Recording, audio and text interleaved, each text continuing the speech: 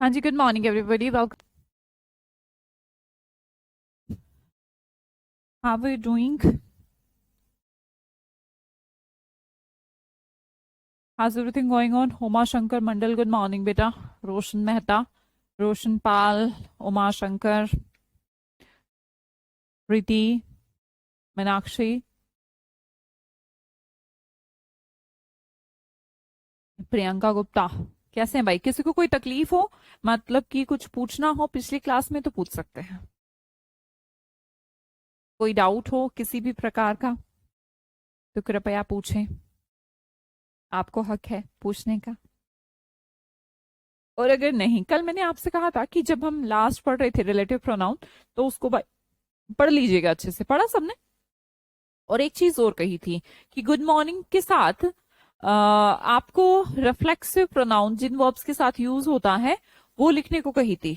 और इसमें सिर्फ राकेश, दीपशिखा ही दो बच्चे हैं, बाकी सब गधे हैं, है ना?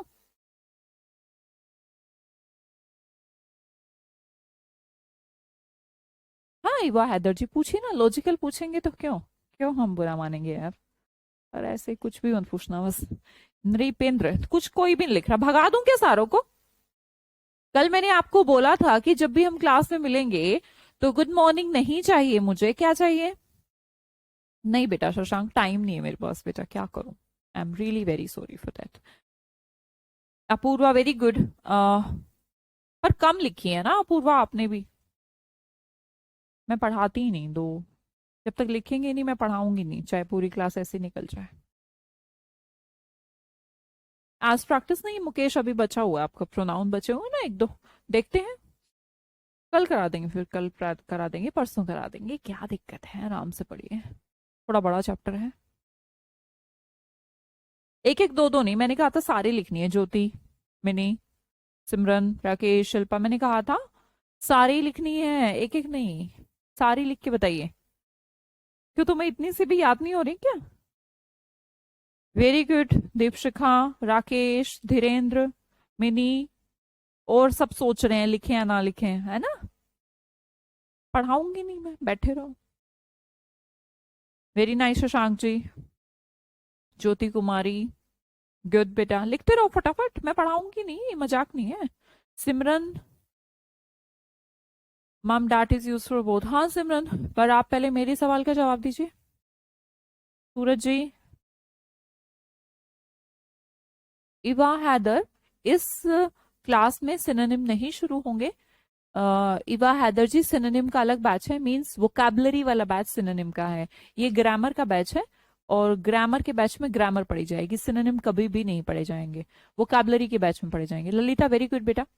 ललिता पॉल, शांत मथानी, बहुत बढ़िया, सारी लिख दी है शांत ने तो। शिल्पा, धीरेन्द्र, पूजा, शैलेश, निम्मी, निम्मी ने सारी लिख दी है, गुड। सुष्मिता सरकार, रोशनी पाल, वेरी गुड। एवा, बहुत बढ़िया। नवीन, सरस्वती, चलो अब आ गया तुम्हारा ध्यान है।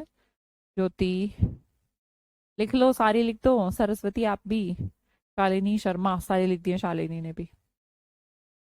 शशांक शर्मा, अबू सैयद मजूमदार, चलो जी बहुत बढ़िया। ये लो, अबू सैयद लिख रहे हैं। माई सेल्स, आर सेल्स, बेटा मैंने कहा था जिन वर्ब्स के साथ रिफ्लेक्सिव प्रोनाउन यूज होता है वो लिखिएगा। चलिए कोई बात नहीं। हाँ जी, कल हम रिलेटिव प्रोनाउन की तरफ बढ़े थे। रिलेटिव प्रोनाउन में क्या केस था हमारा? हमने 4 रिलेटिव प्रोनाउन के बारे में डिस्कस किया था, जिसमें से हमारा हु था, हुम था, डैट था और विच था। हमने डिस्कस किया कि हु और हुम का प्रयोग पर्सन के लिए किया जाता है, ठीक है। पर हु कब? जब हमें सब्जेक्ट चाहिए हो। हुम कब? जब हमें ऑब्जेक्ट चाहिए हो। विच का प्रयोग हम चीजों के लिए करते हैं, और डैट का प्रयोग दोनों के लिए किया जा सकता है। एक तो ये बात। और डैट का प्रयोग कहाँ किया जा सकता है आज की क्लास में हम देखेंगे, ठीक है। हमारे सामने पहला question, the pen was sold was very expensive. तो हमने कहा यहाँ पर बेटा, ये ना पीपीटी चल रही है इसलिए ना मेरा लिखा हुआ नहीं आएगा, तो आप खुद से इसको लिख लेंगे, इतना मैनेज जरूर कर लें। क्योंकि देखो, मैं मान लो यहाँ पर मार्कर लेके लिखूंगी ना, तो जैसे मैं स्लाइड चेंज करूंगी तो वो चला जाएगा। आप भी देख रहे होंगे आपके पास जो पीपीटी आ रही होगी वो खाली आ रही होगी, है ना? लिखा हुआ नहीं आ रहा होगा उसके अंदर, राइट? तो आप साथ साथ लिख लेंगे क्योंकि ये ना आपकी प्रैक्टिस के लिए है। द पेन, पेन के साथ हु लगाना ठीक रहेगा क्या? जी नहीं मैम, पेन के साथ क्या लगाएं? विच लगाएंगे, है? विच लगाएं? Okay, the pen which was sold was very expensive. तो पेन के साथ मैम विच का प्रयोग करिए, करिए जल्दी जल्दी फटाफट। The next one, I am looking for someone which can watch my dog when I go on vacation. मैंने कहा समवन है तो विच का नहीं हु का प्रयोग करिए। पर मुद्दे की बात यह है कि हु का या होम का, वो हम आपको डिस्कस करेंगे नेक्स्ट क्वेश्चन में। चलिए देखते हैं अगला। देखिए अगले में क्या आएगा? The police needed details who could help identify the robber. तो मैंने कहा पुलिस को डिटेल्स चाहिए, हु, तो क्या डिटेल्स के लिए हु का प्रयोग करना चाहिए मुझे? रोशनी, मुकेश, मोनिका, क्या लगाऊं? हु की जगह पर विच लगा देती हूँ, है ना? विच की तो कोई टेंशन भी नहीं है। Next one, I like to take you to a cafe whom serves excellent coffee. तो क्या कैफे के लिए होम लगाना ठीक रहेगा? नहीं मैम, कैफे भी क्या है? कैफे कोई पर्सन नहीं है, हमें इसके साथ भी किसका यूज करना चाहिए? विच का प्रयोग करना चाहिए। बेटा सबको क्लियर हो रही है मेरी बात? अब हम बताते हैं आपको अगला मैटर।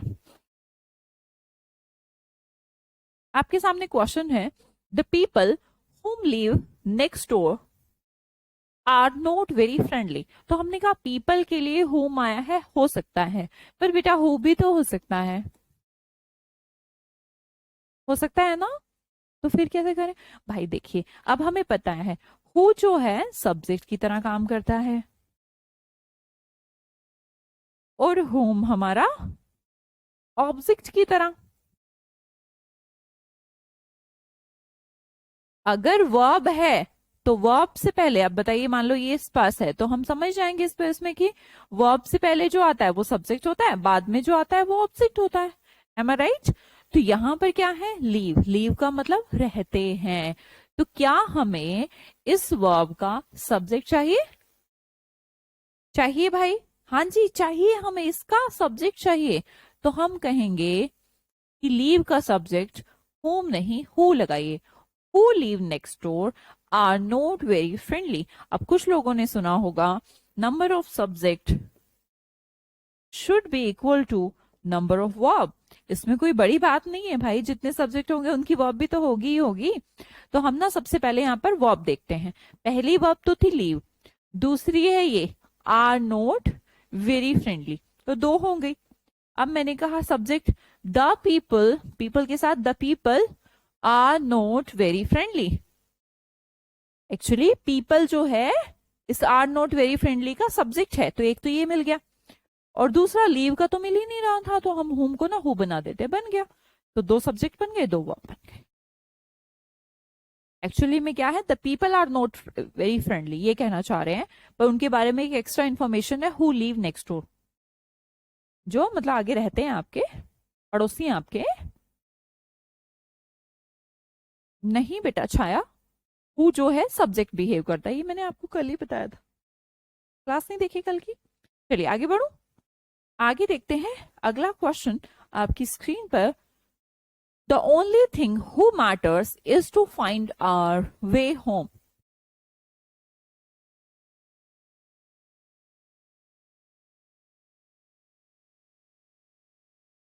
नहीं हो सकता, नहीं हो सकता। द ओनली थिंग आप कहना चाहेंगे मैम यहाँ पर थिंग है तो हमें प्रयोग करना चाहिए विच का, यही कहना चाहेंगे बेटा जी? सॉरी थिंग नहीं, हु हटा के, है ना? ये बोलना चाहते होंगे। पर देखिए अब हमारा केस आया सेकंड, जिसमें हमने देखा था कि देखो वैसे तो बहुत इजी है कि हु का यूज करना है, होम का यूज करना है, डैट का करना है, विच का करना है। डैट का प्रयोग कहाँ था? जब दोनों चीजें हो। पर डैट का एक स्पेसिफाइड यूज आपको सिखाते हैं, जब चीजें डेफिनेट स्पेसिफाइड हो तब भी विच की जगह को भी हटाकर डैट का प्रयोग करेंगे, हु को हटाकर भी डैट का प्रयोग करेंगे। पर हम कैसे समझेंगे मैम कि कब हु हुम को हटाकर डैट लगाना है, विच को लगाकर डैट लगाना है? मैंने कहा भाई जब आपका पहला हिस्सा इतना स्पेशल हो कि वो सिर्फ डेफिनेट चीजों को ही इंडिकेट करे। अब आप कहेंगे मैम हम कैसे समझेंगे इस बात को? इसे समझने के लिए आपके पास कुछ हिंट दिए जाएंगे, ठीक है। जैसे कि यह वही लड़की है जो मैंने देखी थी, तो जब लड़की को कहा ये वही लड़की है, she is the same girl, तो जब मैंने कहा द सेम, इसका मतलब मेरी नजरों में वो चीज क्या है? स्पेसिफाइड है। अगला एग्जाम्पल, जब मैं कहूं केवल यही लड़का है जो ये काम कर सकता है, केवल यही लड़का, तो ये मेरी नजरों में स्पेसिफाइड, भैया बस ये लड़का है ना, ये करेगा इस काम को। तो हमने जो वर्ड कहा द ओनली, सेम, दो वर्ड, सेम यही लड़की, सेम यही कपड़ा मुझे पसंद आया था, ठीक है, सिर्फ यही कपड़ा मुझे चाहिए है, तो ओनली, सेम। सबसे ज्यादा इंपॉर्टेंट, 99.99% आपके एग्जाम में ओनली और सेम से ही क्वेश्चन पूछे जाएंगे, जहां पर आपको डैट का यूज करना है।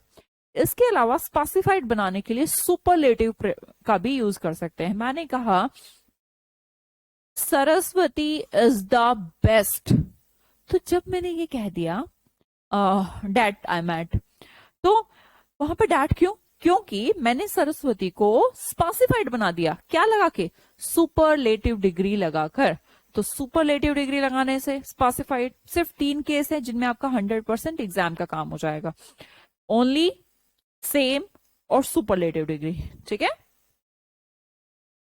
ओनली, सेम, सुपरलेटिव डिग्री, इसको हटा दूं, दिखेगा या तो कोई भी, इफ अगर कोई भी नाउन प्रोसीडेड हो, कैसे प्रोसीडेड हो? By some of these words, कौन कौन से वर्ड्स हैं? या तो सुपरलेटिव डिग्री हो उस रिलेटिव प्रोनाउन से पहले, ठीक है, या सेम वर्ड हो, या ओनली वर्ड हो। इसके अलावा नन, नन का भी सेंस यही है कि भैया कोई और नहीं, नन, लिटिल, नथिंग।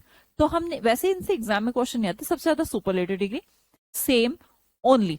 पर आप कहें अगर ऑल या नन, नथिंग की बात की जाए तो ये भी तो स्पेसिफाइड वर्ड्स हैं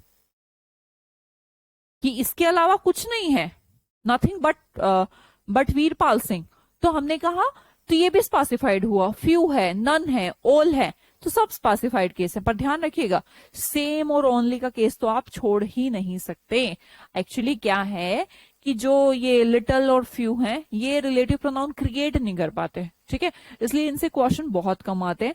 सिर्फ सुपरलेटिव डिग्री, सेम और ओनली, जब इन 3 चीजों का प्रयोग किया जाए तो वो जो चीज है, जो भी सामने चीज है या पर्सन है, वो स्पेसिफाइड बन जाता है। और स्पेसिफाइड के केस में क्या करेंगे हम? डैट का प्रयोग करेंगे। चलिए आप बना पाएंगे सेंटेंस? बनाइए जरा, थोड़ा ध्यान से ना, सोच समझ के।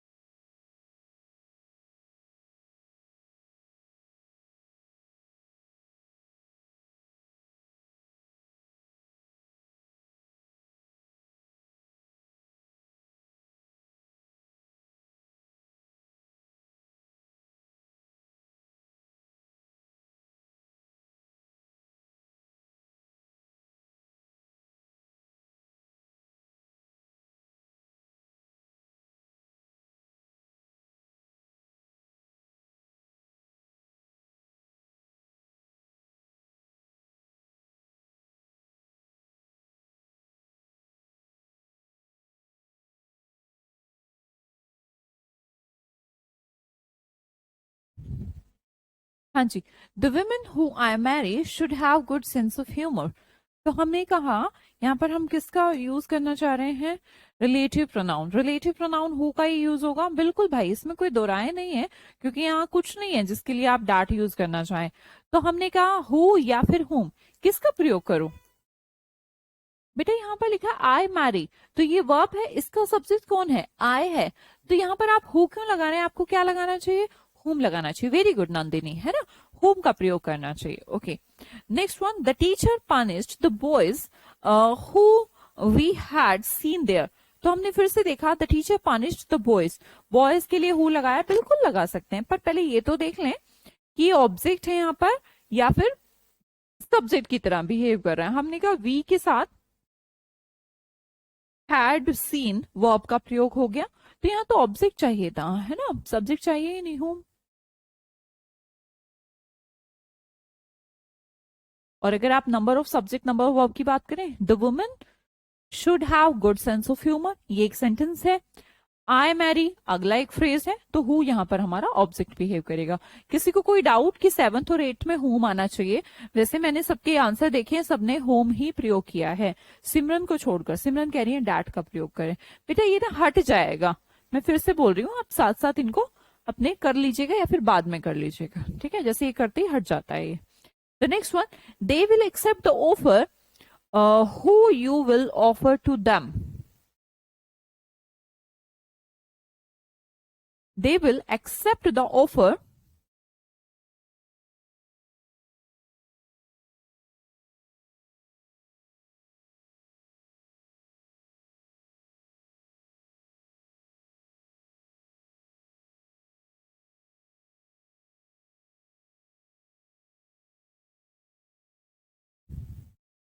they will accept the offer।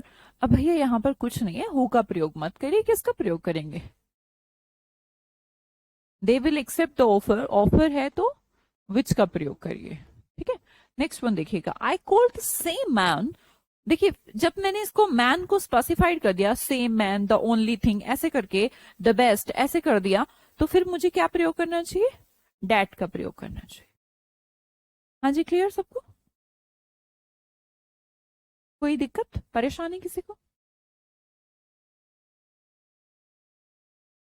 हर्षित, मीना, नहीं बेटा, पिछली क्लासेस को कवर करिए, ऐसे समझ नहीं आएगा आपको। दक्ष, दिक्कत बेटा किसी को, ज्योति, दक्ष, मनदीप, मोनिका, अर्शद, किसी स्टूडेंट को क्या ये बात समझ नहीं आई कि यहाँ पर डैट क्यों लगाया, क्योंकि हमने इससे पहले वाली जो नाउन है उसको स्पेसिफाइड कर दिया है द सेम लगाकर। अब मैं इसको जैसे ही यहाँ से कट करूंगी तो ये सब हट जाएगा, तो आपके पास पीपीटी आने वाली है, ठीक है। अगला मैं प्रैक्टिस के लिए आपको दे रही हूँ ये 1 2 3 4 5 क्वेश्चन, ठीक है। वैसे करवाऊंगी मैं प्रैक्टिस, जब भी प्रोनाउन खत्म हो जाएगा तो प्रैक्टिस करवाई जाएगी, वैसे ही दे रही हूँ, घर से करिएगा। डिस्ट्रीब्यूटिव प्रोनाउन, अगले प्रोनाउन की तरफ बढ़ते हैं। डिस्ट्रीब्यूटिव, अब इसका भी नाम कहता है कि ये चीजों को या फिर लोगों को क्या करने का काम करता है, इंडिकेट तो हमारा दिस डैट भी कर रहा, पर ये इंडिकेट नहीं कर रहा, इंडिकेट के साथ साथ हर एक प्रोनाउन से अपने अपने काम का जिक्र भी अलग अलग कर रहा है। फॉर एग्जाम्पल, डिस्ट्रीब्यूट करने के लिए काम को किसने क्या किया, किसके पास क्या है, हर एक को काम को डिस्ट्रीब्यूट करने के लिए डिस्ट्रीब्यूटिव प्रोनाउन का प्रयोग किया जाता है, ठीक है। तो क्या करें पलक सिंह जी, था तो मैंने कहा each, every, either, neither, any और नन, ये 6 हमें डिस्ट्रीब्यूटिव प्रोनाउन में सीखने हैं।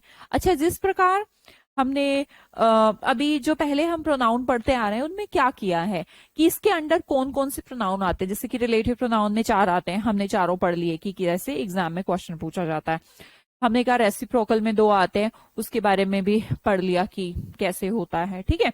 रिफ्लेक्सिव में कौन कौन से आते हैं, तो हमने वही डिस्कस किया है। आज हम ये डिस्कस करेंगे कि डिस्ट्रीब्यूटिव प्रोनाउन में 6 आते हैं, either, neither, any, none, each and every. बहुत इजी है, बहुत सिंपल है, प्रोनाउन इजी चैप्टर है ना, किसी को टिपिकल तो नहीं लगा, टिपिकल है ही नहीं। देखो अब इसके बारे में डिस्कस करते हैं। ईच कहता है हर एक को, दिखाई आ रहा है, एवरी भी वैसे तो हर एक को कहता है, तो हमारा एक क्वेश्चन तो यहां फंसेगा पेपर में कि ईच और एवरी में से कुछ गड़बड़ दी होगी, हमें पहचानना होगा ईच कहां लगेगा, एवरी कहां लगेगा। अब आगे देखते हैं। फिर ईदर का प्रयोग, और एनी का प्रयोग और नीदर और नन के में आपको कंफ्यूजन क्रिएट होगी। अब मैं आपको पहले इन चारों के बारे में अंतर बताती हूँ। आपका क्वेश्चन कभी भी गलत नहीं होगा कि इधर लगेगा या एनी, नीदर लगेगा या नन। मतलब तो सबका यही है, एक या कोई भी नहीं। मतलब से क्या है भाई, उसके स्पेसिफाइड यूज को हमें सीखना होगा। ये स्लाइड आपके सामने जो आपको क्लियर कर देगी देवांशी जी, उसमें सेम वर्ड था ना, इसलिए डैट लगाया वहां पर। आप पूरी क्लास नहीं देखे हैं देवांशी? चलिए जी भाई, जो भी हैं, जो भी बच्चे ऐसे बीच में से मत शुरू हुआ करें, क्लास को पूरा देखा करें। डिस्ट्रीब्यूटिव प्रोनाउन हमने कहा सबसे पहले हम चार के बारे में डिस्कस करेंगे।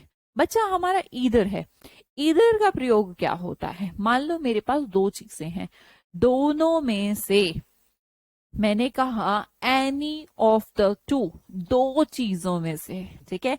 ईदर राम और शाम, या तो राम या फिर शाम। चीजें कितनी, लोग कितने, दो, दो में से कितना, एक। अगला वर्ड है नीदर।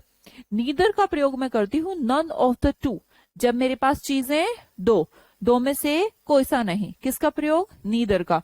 अब मैंने कहा मैम नन और एनी भी तो कुछ होते तो है नहीं। तो हमने कहा हाँ जी, होते तो कुछ नहीं है, पर जब दो हैं तो नीदर। जब दो चीजों में से कहना है ना ये लेना मुझे ना ये लेना, तो नीदर का प्रयोग। दो चीजें हैं मेरे पास, आम या केला, मुझे केले खाना, आम खाना, तो एक चीज खानी है तो ईदर।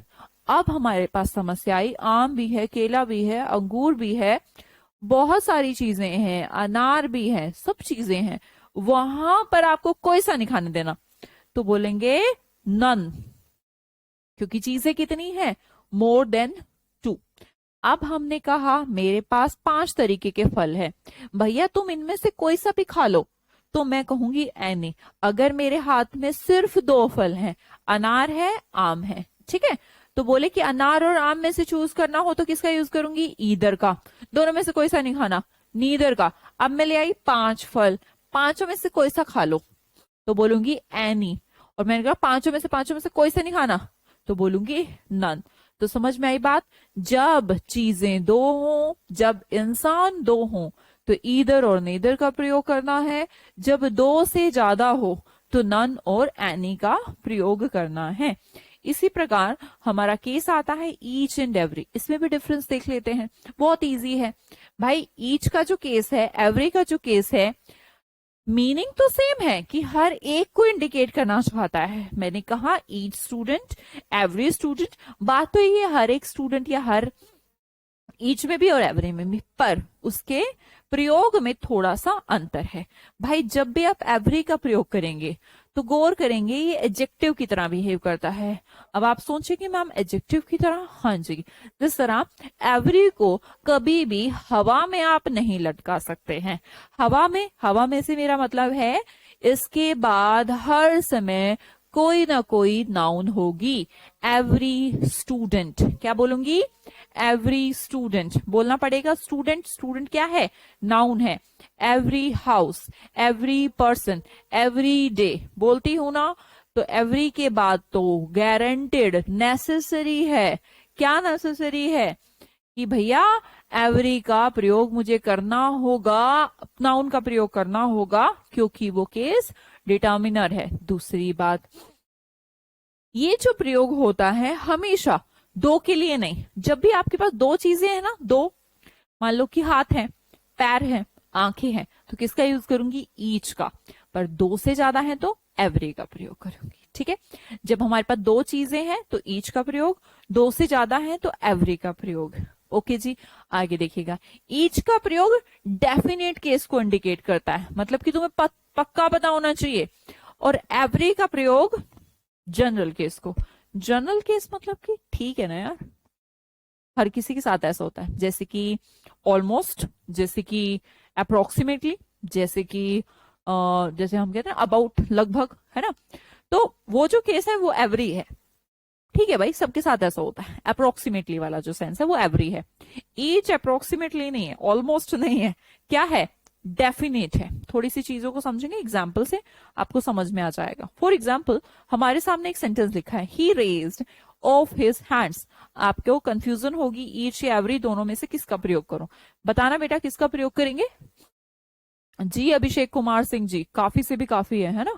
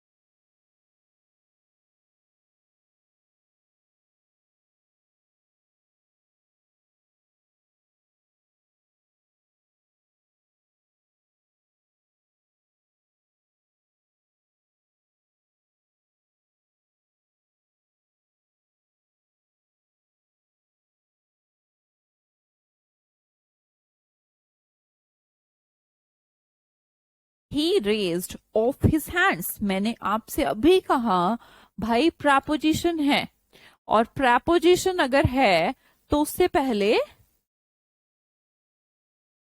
एवरी का प्रयोग मत करिए, क्योंकि एवरी के बाद नाउन होना मैंडेटरी है। तो पहले भी तो मैं ईच का प्रयोग करूंगी, ईच ऑफ हिज हैंड्स, और डेफिनेट भी है क्योंकि दो हाथ, ईच ऑफ हिज हैंड्स। पहली बात तो एवरी का प्रयोग मत करिएगा, क्योंकि एवरी एक डिटर्मिनर है, वो प्रपोजिशन से पहले नहीं आ सकता। अगला कहा मैंने each month has at least 4 Sundays, हर एक महीने में लगभग 4 जो आपके संडे होते हैं, 4 संडे तो होते ही है। तो पहली बात तो ये जनरल केस है, कोई इंडेफिनिट केस है, कोई डेफिनेट नहीं कि जी नवंबर के महीने में होते हैं, कुछ ऐसा नहीं कहा। Every month. दूसरी बात, मंथ नाउन है, और नाउन है तो इससे पहले हम एवरी का प्रयोग कर भी सकते हैं। तो एक ये इनडेफिनेट बात है, कोई डेफिनेट नहीं कह रही मैं कि 2024 के कुछ स्पेसिफाइड नवंबर अक्टूबर की बात हो रही है। तो पहले में ईच, दूसरे में एवरी। उम्मीद करती हूँ कि सबने ठीक किया है, मैं जैसा देख पा रही थी कमेंट्स में सबके ठीक थे। अगला कहिएगा, they visit us each Friday. They visit us each Friday, वो हर शुक्रवार को विजिट करते हैं, मतलब आते हैं। तो हमने कहा दे विजिट अस फ्राइडे, हर एक, ईच भी हो सकता है, एवरी भी हो सकता है। पर क्या ये जनरल है या कुछ डेफिनेट फ्राइडे की बात हो रही है? जनरल फ्राइडे है, डेफिनेट फ्राइडे, या फिर ऐसे ही है? सोचिए भाई, इसका मतलब ये है कि they visit us every Friday, frequency दर्शाना चाह रहा है कि भैया हर फ्राइडे आ रहा है। तो जब फ्रीक्वेंसी है, अप्रोक्सीमेटली है, ऑलमोस्ट है, तो ईच नहीं, आप एवरी का प्रयोग करिए। ठीक है, ईच क्या होता है यहां पर? आगे मैंने कहा almost story has a title, almost every story has a title, almost each story has a title. भैया लगभग जो कहानियां होती हैं उसकी कोई ना कोई टाइटल तो होता ही है। तो ये तो एक जनरल केस है, कोई डेफिनेट वेफिनेट नहीं बात हो रही है। तो मैंने कहा पहली बात स्टोरी है, नाउन से पहले डिटर्मिनर, एवरी। दूसरा केस ऑलमोस्ट, ऑलमोस्ट जहां पर भी लग गया, अप्रोक्सीमेटली जहां पर भी लग गया, प्रैक्टिकली, जनरली। तो इस तरीके के जो सेंटेंस वर्ड हैं, ये अपने को कह ही ऐसा रहे हैं कि इंडेफिनिट, यार जनरल बात है। जनरल बात है तो हम एवरी का प्रयोग करेंगे। समझ में आई मेरी बात? बाकी आपका काम इससे भी हो जाएगा कि नाउन से पहले आप एवरी का प्रयोग करिए, क्योंकि वो एक सटीक डिटर्मिनर वहां पर सेट होगा। ठीक है जी। ईच का प्रयोग ऐसा मत कर लीजिएगा, मान लो कि ऑफ लिखा है, इन लिखा है, उससे पहले एवरी, जी नहीं, एवरी का प्रयोग आप वहां पर नहीं कर सकते हो। क्लियर जी? ये बात भी क्लियर हुई? तो आगे चलते हैं। चलिए नेक्स्ट सेंटेंस बोलेगा, I have 5 books, you can take either of these books या दोज बुक्स। डिस्ट्रीब्यूटिव प्रोनाउन की प्रैक्टिस कर रहे हैं हम, है ना? डिस्ट्रीब्यूटिव प्रोनाउन जरा देखकर मुझे बताएंगे, डिस्ट्रीब्यूटिव प्रोनाउन।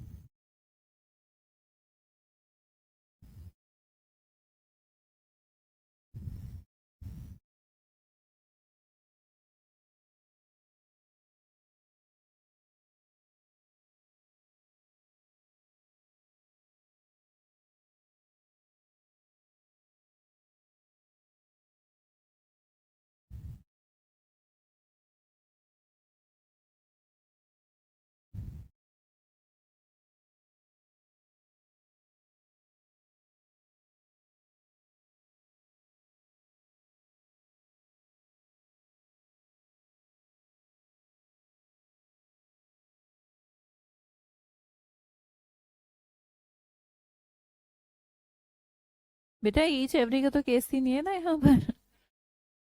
आपको केस समझाया था कि एनी, नन, ईदर, नीदर का प्रयोग हम कहाँ कर सकते हैं। देखिए जरा ध्यान से, कहाँ कर सकते हैं।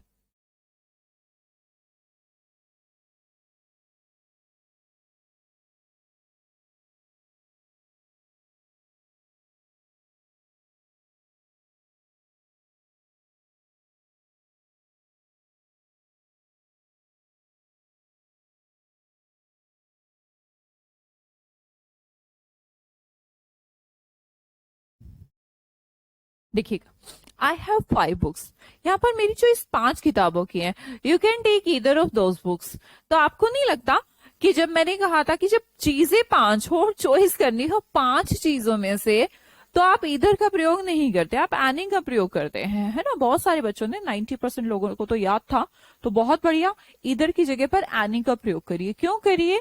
क्योंकि जब 2 होती तो मैं इधर का प्रयोग करती, लेकिन इधर ऐसा डिस्ट्रीब्यूटिव प्रोनाउन है जिसका प्रयोग सिर्फ 2 के लिए किया जा सकता है।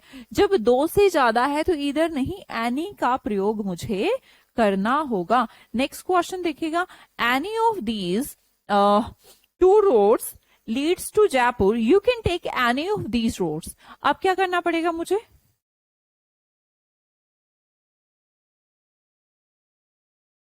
आप बताइए अब क्या करना होगा? संजय सक्सेना, बिल्कुल ठीक बेटा, बिल्कुल ठीक है, सबका ठीक है भाई, हर कोई बहुत अच्छा कर रहा है, बस एग्जाम में भी अच्छा करके आना तुम लोग।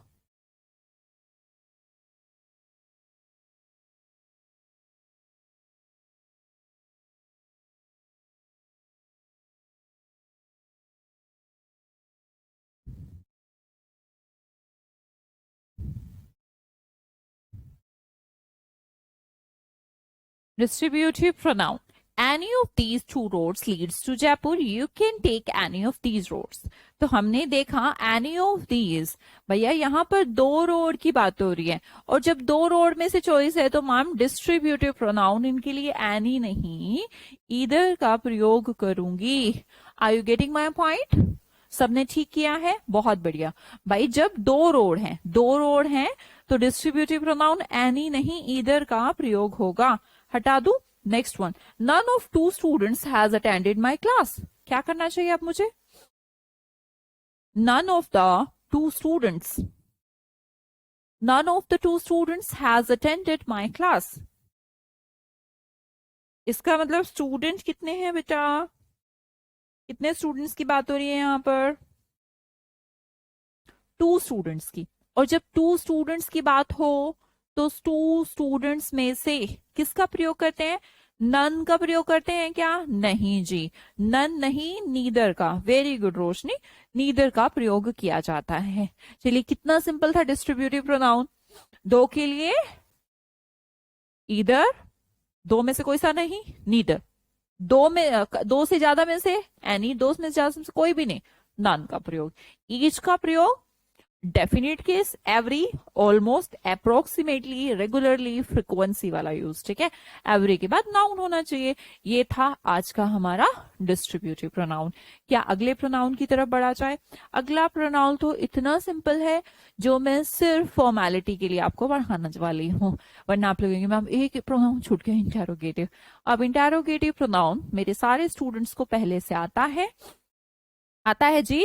इंटेरोगेटिव प्रोनाउन भैया जिसे आप सवाल कहते हैं, who is your best friend. आपने कहा Ram is my best friend, तो हु किसके लिए प्रयोग हुआ था? राम के लिए। तो आपको नहीं लगता कि नाउन की जगह पर प्रयोग होने वाले शब्दों को प्रोनाउन कहते हैं? राम, हु की जगह पर, हु की जगह पर राम, तो इसका मतलब नाउन की जगह पर हु। तो हु के साथ हमारा केस बना कि भैया हु जो है वो इंटेरोगेटिव प्रोनाउन भी तो है ना भाई, हेंस प्रूव्ड। मैंने कहा राम इज माय फ्रेंड, मैंने राम की जगह लगाया who is your best friend, तो आपने कहा राम को तो मैंने हु बना दिया। इसका मतलब राम माने नाउन, नाउन की जगह पर प्रयोग होने वाले शब्द प्रोनाउन कहते हैं।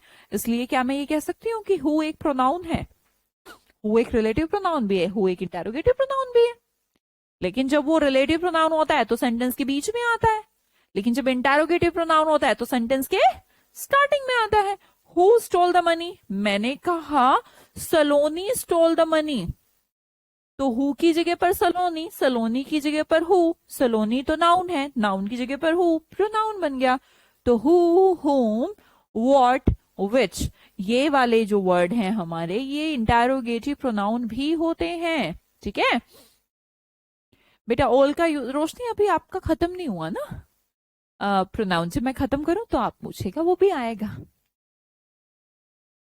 सिंपल नहीं था मैम, आप पढ़ाते अच्छा हो इसलिए अच्छा हो गया। हाँ, मैं एकदम सिंपल तरीके से पढ़ा, जितना सिंपल चीजें हो सकती है ना, मेरा मेरा पॉइंट ही हो। खुद भी मैं ऐसे ही पढ़ती थी, जब कभी पढ़ती थी तो यही सोचती थी एकदम कोई तो ऐसा तरीका होगा जो ऐसी भाषा में सीखा और सिखाया जा सकता होगा जिसमें सीखने वालों पर लोड ना आए कि यार ये कैसे कैसे भारी भरकम शब्दों का प्रयोग कर दिया है। मैं ऐसी ही पढ़ती थी, ऐसी ही आपको पढ़ाती हूँ। अच्छा जी, दो चीजें एकदम इजीली चीजें लेते चलेंगे तो चैप्टर ही खत्म हो जाएगा। हु और होम, दोनों का पर्सन इंडिकेशन क्या है? पर्सन है। थैंक यू पूजा बेटा। हु क्या है? सब्जेक्ट है। होम क्या है? ऑब्जेक्ट है। ये बात इतनी क्या पता, हमें तो पहले से पता, इतनी क्या है ना। आगे कहिएगा, वर्ड का प्रयोग किसके लिए किया जाता है? चीजों के लिए, है ना, जो सब्जेक्ट और ऑब्जेक्ट दोनों बन सकता है। ठीक है। मैंने कहा नेक्स्ट क्वेश्चन, विच का प्रयोग किसके लिए किया जाता है? सिलेक्शन के लिए। कहते हैं ना, which is your book, in which class do you read, तुम कौन सी क्लास में पढ़ते हो। तो विच का प्रयोग कौन सी। अब आप कहेंगे मैम अंतर क्या है? लग रहा है ऐसा कि रिलेटिव प्रोनाउन भी तो होता है विच, होता है जी। और ये भी आप कह रही है मैम इंटेरोगेटिव, भाई जब रिलेटिव होगा तो सेंटेंस के बीच में कनेक्ट होगा, लेकिन अगर स्टार्टिंग में सवाल पूछने के लिए प्रोनाउन है तो वो होगा इंटेरोगेटिव। विच का प्रयोग क्या है? सिलेक्शन है, विच इज योर बुक, है ना। चॉइस है, सब्जेक्ट ऑब्जेक्ट दोनों बन सकता है। व्हाट क्या है? चीजों को कहते हैं, ठीक है। तो सब्जेक्ट ऑब्जेक्ट दोनों बन सकता है। हु सब्जेक्ट बनता है, होम हमारा ऑब्जेक्ट बनता है। मुझे नहीं लगता कुछ टिपिकल है, आप आसानी से कर सकते हैं। क्या भरूं यहाँ पे? हु भरूं, हूं भरूं, व्हाट भरूं, क्या भरूं? कौन सा इंटेरोगेटिव? देखो लिखा है इंटेरोगेटिव साइन है, तो मुझे पता होना चाहिए क्या भरना है। Who are you doing here, what are you doing here. Next में बताइए, what are you doing here. अच्छा लग रहा है ना, what are you doing here, तुम यहाँ क्या कर रहे हो। Okay. Did you meet yesterday, who और होम में से यहाँ पर क्या लगाऊं? सेकंड वाले में बताओ, पहले वाला तो आसान है। सेकंड वाले में बताओ, हु लगाऊं या होम लगाऊं? whom did you meet yesterday या फिर who did you meet yesterday? मुझे कैसे पता मैम, मैं कैसे बताऊंगा? क्यों नहीं बताओगे? इसमें वर्ब ढूंढो, क्या उस वर्ब का सब्जेक्ट मौजूद है?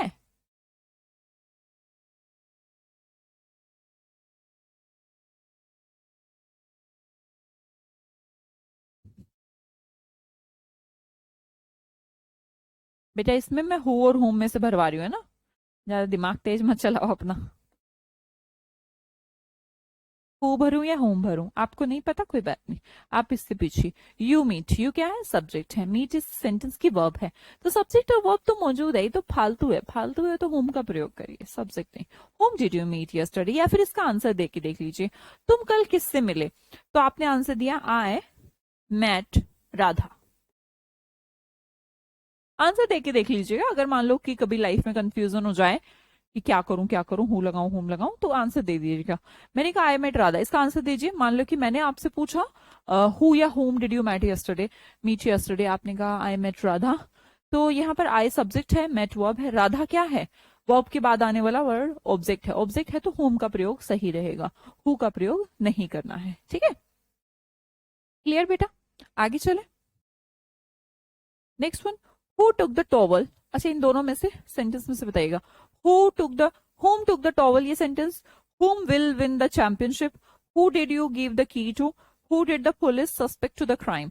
तो जरा आप मुझे इन सेंटेंसेस को 2 मिनट के अंदर चारों को ठीक, या अगर ठीक है तो ठीक रहने दीजिएगा, गलत है तो ठीक करिएगा, इनको चारों को बताइएगा एक बार मुझे।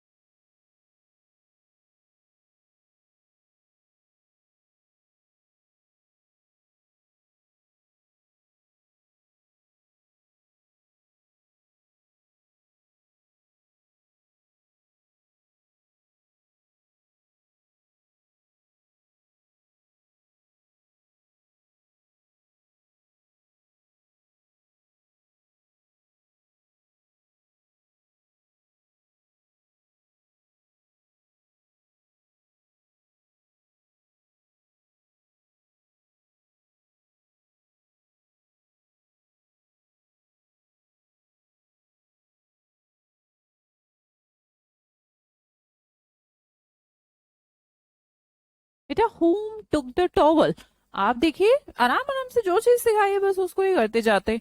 वर्ब है, वर्ब है, वर्ब का आगे टॉवल। मैंने कहा वर्ब से पहले है तो मुझे सब्जेक्ट का यूज करना चाहिए, मुझे लगता है हु टुक द टॉवल। आपने मैंने इसका आंसर भी देख लीजिए, मैंने कहा राम टुक द टॉवल, तो राम क्या है यहाँ पर, सब्जेक्ट है, तो सब्जेक्ट है तो मुझे हु का प्रयोग करना चाहिए, तो होम को काटो हु लिखो। अगला करिएगा, home will win the championship. मैंने कहा वर्ब है, हेल्पिंग वर्ब और वर्ब, द चैंपियनशिप वर्ब है, वर्ब से पहले मुझे सब्जेक्ट यूज करना चाहिए, हु का प्रयोग करना चाहिए, है ना। Who will win the championship, मैंने कहा India will win the championship, will win, तो इंडिया यहां पर क्या आया, सब्जेक्ट आया, ये भी ठीक है। Who did you give the key to, तो हमने कहा कि यू, तो गिव जो है यहाँ पर वर्ब है, इस वर्ब का अपना सब्जेक्ट यू है, तो इसको तो टेंशन दीजिए मत, इसके पास तो सब है, तो हमने कहा यहाँ पर हु मत होम का यूज करिए, और अगर आप आंसर भी देखें तो भी ठीक बन जाएगा। Whom did you give the key to, I, तुमने किसको चाबी दी, I gave the key to Ram, मैंने राम को चाबी दी, तो राम तो इस सेंटेंस का ऑब्जेक्ट हुआ, तो ऑब्जेक्ट हुआ तो होम लेके आऊं। Who did the police suspect of the crime, police suspect, police ने मतलब किस पर शक किया है क्राइम का, तो मैंने कहा अगर मैं आंसर दूं Ram is the police suspect, sorry police suspect anyone, जैसे कि फॉर एग्जांपल नितिन तो मैं क्या कह सकती हूँ,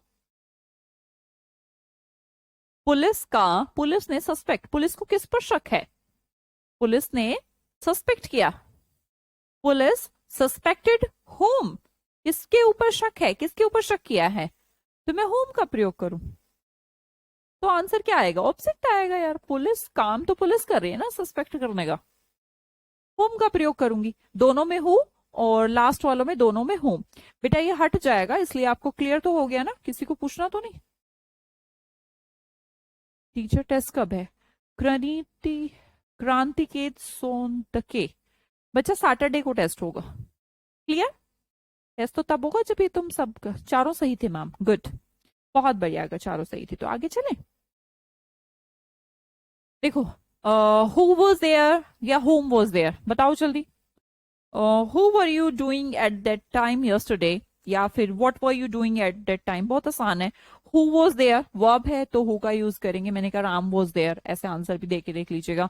what were you doing at the time, at that time yesterday, तुम क्या कर रहे थे, आसान है। अगले में कहिएगा, अगर मैं इसमें से आपसे पूछूं कि किसका प्रयोग करना चाहिए, which is your favourite poem, क्या हम यहाँ पर सिलेक्शन की बात कर रहे हैं, जी हाँ सिलेक्शन की बात है, which is your favourite poem. अब यहाँ पर क्या है भाई, ऑफ है, जब ऑफ आ जाए तो ध्यान रखिएगा कि ये जो क्वेश्चन है डेफिनेटली चॉइस इंडिकेशन है, आप व्हाट ऑफ दीज कार्स नहीं कर सकते, हु ऑफ दीज कार्स नहीं कर सकते, आपको करना पड़ेगा which of these cars is yours, कौन सी तुम्हारी कार है बेटा, ऑफ जो है सिलेक्शन को कहता है, ऑफ सिलेक्शन को कहता है, तो विच का प्रयोग करिए, who is your favourite poem नहीं हो सकता है, गधे कहीं के, पोएम क्या होती है, पोएम का आंसर कौन होता है, क्या इंसान होता है क्या, तुम्हारी फेवरेट पोएम कौन सी है, तो विच लगा सकते हैं, भैया कौन सी है, ठीक है, आप हु मत लगाइए, कार है, कार के लिए हु मत लगाइए, चॉइस है, ऑफ लगा है तो विच का प्रयोग करिए। Next one, whom do you think will win the match, क्या ये सेंटेंस ठीक है, आंसर देके देखिएगा इसका, whom do you think will win the match, तुम्हें क्या लगता है कौन मैच जीतेगा,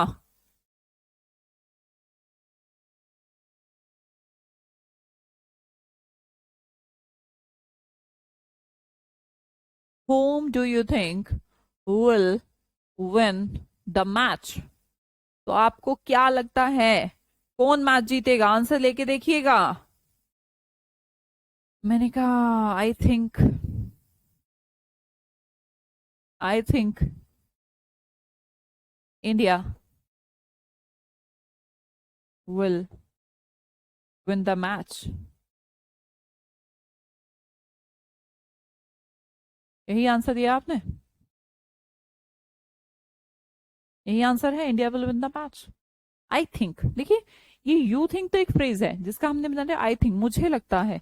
ये विन किसको करना है, जीतना किसको है, इंडिया को।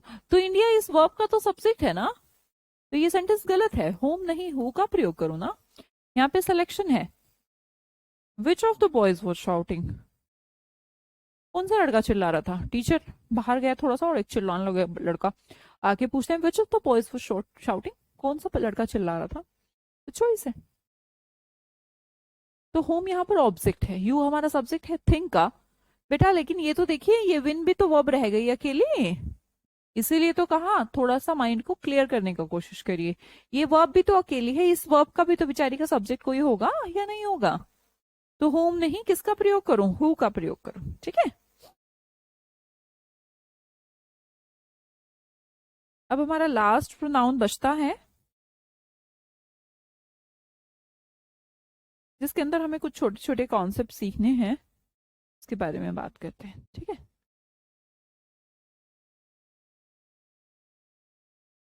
अच्छा अभी हमारा एम्फैटिक हो रहेगा, चलो पहले एम्फैटिक करा दूं, क्योंकि अगर उससे स्टार्ट करेंगे तो थोड़ा बड़ा हो जाएगा।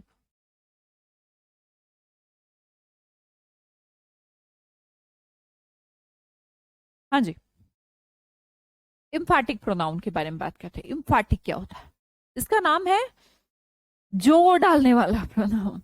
जैसे कि मैं एग्जांपल से आपको समझाती हूँ, जोर डालने वाला प्रोनाउन कैसे। देखने में ये भी ओफो, देखने में इम्फैटिक प्रोनाउन भी ना रिफ्लेक्सिव प्रोनाउन जैसे लगते हैं। जैसे कि एक एग्जांपल से समझते हैं, एक स्टोरी आपको सुनाते हैं, एक सेंटेंस आपको बताते हैं स्टोरी में। मान लो कि आप माँ के, आपके घर पे ना कुछ बात चल रही है कि वो जो अपना पड़ोसी है ना, उसने यार बैंक से लोन लिया था और मतलब चुका नहीं पाया, उसके घर में भी ताला लगा, लगता है घर छोड़ के भाग गए। बोले अच्छा, वो मिस्टर प्रकाश, हाँ मिस्टर प्रकाश भाग गए, 2-3 दिन से बात चल रही है। तो उसके बाद आप एक दिन, ऐसे ऐसे मोहल्ले में भी सब जगह यही बातें हैं कि मिस्टर प्रकाश तो चले गए घर छोड़ के, लोन नहीं चुका पा रहे थे, ऐसा वैसा वैसा वैसा। एक दिन आप मार्केट जाते हैं और आपको मिस्टर प्रकाश वहां पर आलू खरीदते हुए मिलते हैं। आपकी आंखें यूं की यूं रह गई, इतने में आप कुछ कर पाते, इतने वो वहां से चले जाते हैं। आप जब घर पे आके बताते हैं ये कहीं नहीं गए मम्मी, यही है। बोले क्या झूठ बोल रहा है, अरे मैंने देखा। बोला कि तूने देखा, अरे मैंने खुद उन्हें देखा है। ऐसा नहीं कह रहा मैं कि दोस्त ने बताया, रिश्तेदार ने बताया, मम्मी मैं बाजार गया था तो मैंने खुद उन्हें देखा है। तो जब आपको आपकी ही बात को साबित ऐसे करना होता है ना कि भैया मैंने खुद ऐसा करा, खुद यकीन करो मेरे ऊपर।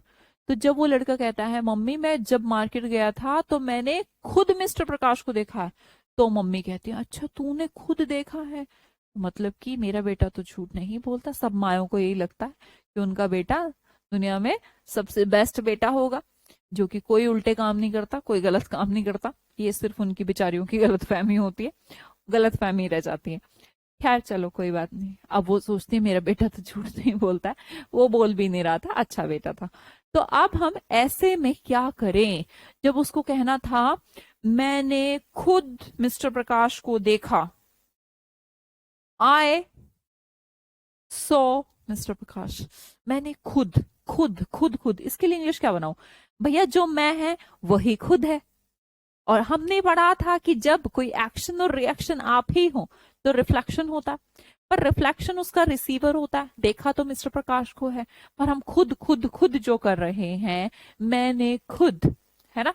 तो जब हम कहते हैं ना मैंने खुद, तो जब खुद आ गया तो बोलते हैं अब क्या करें भैया, मैं और मेरा खुद बनता है माई सेल्फ। अगर मैं कहती हम, हमने खुद, आर सेल्फ हमारा इम्फैटिक प्रोनाउन होता, यू होता तो योर सेल्फ। मतलब कि मेरा कहने का ये है कि जो एग्जैक्टली रिफ्लेक्सिव प्रोनाउन दिखने में लगता है 2 फुट लंबा, 4 फीट मोटा, बाल काले, रंग सुनहरा, इसी प्रकार ही इम्फैटिक भी लगता है। पर पोजीशन उसकी बिल्कुल गलत होगी, बिल्कुल अलग है ना, उसके जैसा नहीं लगाना है। Okay,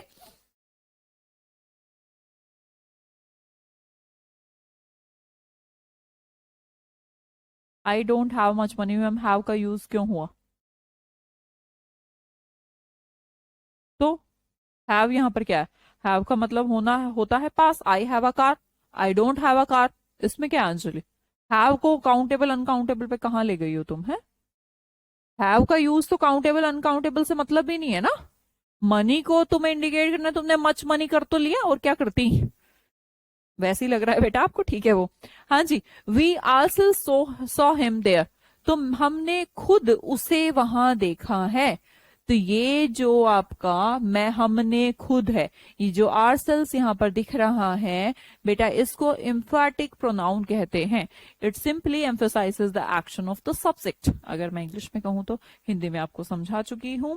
it's looks like reflexive pronoun but they are not used as reflexive pronoun. इस लाइन को भी हिंदी में हम आपको बता चुके हैं, ठीक है, बस बात लिखिए इंग्लिश में दोबारा। अब हम कहेंगे, फिर ये तो थोड़ी सी दिक्कत हो जाएगी, तो हमें ना पोजीशन देख लेनी चाहिए कि एम्फैटिक प्रोनाउन की पोजीशन क्या होती है। अब हमने कहा एम्फैटिक प्रोनाउन की पोजीशन ये रही आपके सामने।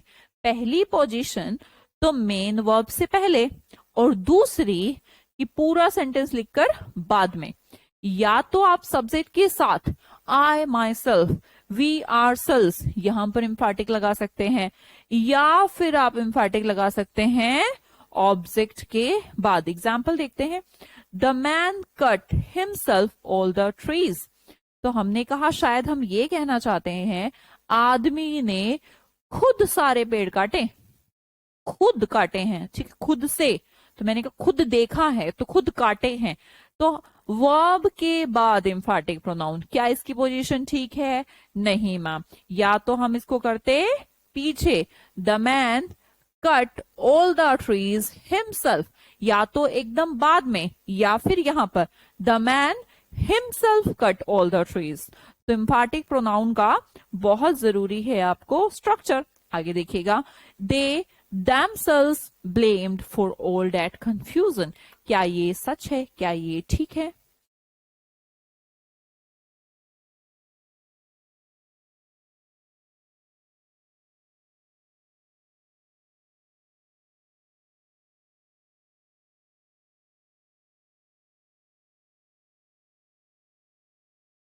सारे कंफ्यूजन के लिए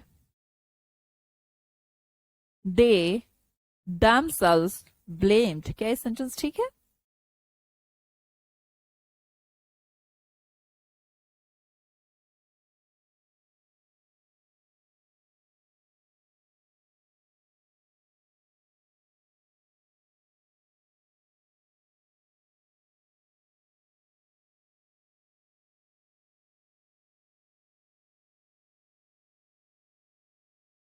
भाई इसका मतलब है उन्होंने सारे कंफ्यूजन के लिए खुद ब्लेम किया।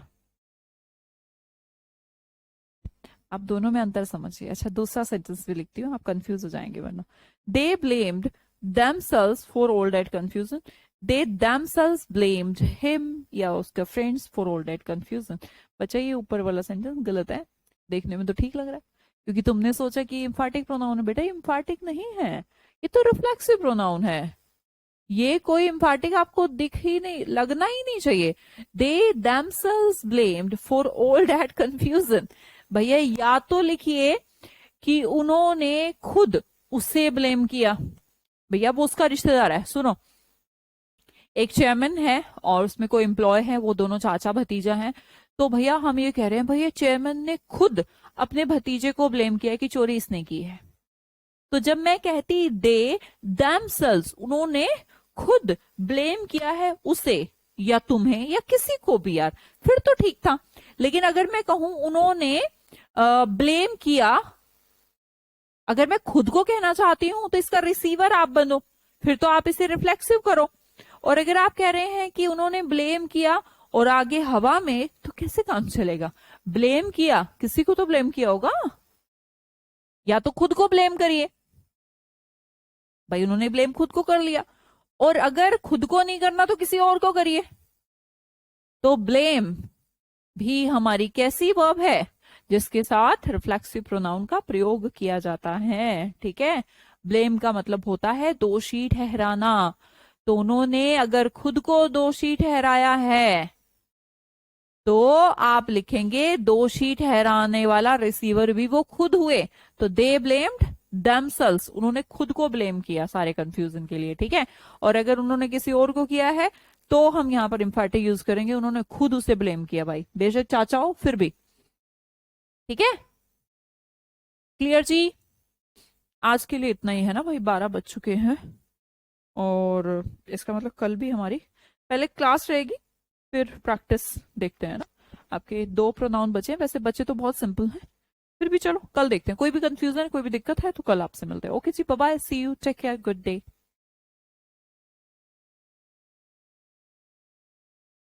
मैन के बाद हिमसेल्फ लगाना सही होगा, हाँ क्यों नहीं सही होगा, क्या दिक्कत है? आदमी क्या हिमसेल्फ नहीं बन सकता?